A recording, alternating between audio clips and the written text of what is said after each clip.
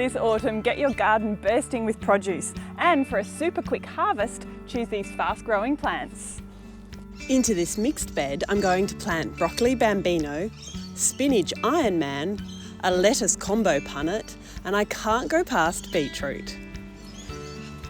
Prep the area for planting by adding compost and pelletised manure, or if you're growing in pots, use a premium potting mix with the red ticks of quality. To plant out mixed punnets like lettuce and spinach, gently separate each plant out from the group and plant according to the spacing instructions on the label. Beetroot gives you not one but two harvests. You can pick a few leaves from each plant for salads and sandwiches, while leaving the round root to develop beneath the ground for a later harvest. And add the labels to the end of each row so you remember what's what. And now it's time to water everything in. And of course, once they've grown up a little bit, I'll give everything a light sprinkling of sugarcane mulch. And a regular liquid feed, about once every 2 weeks, will help keep everything rocketing along.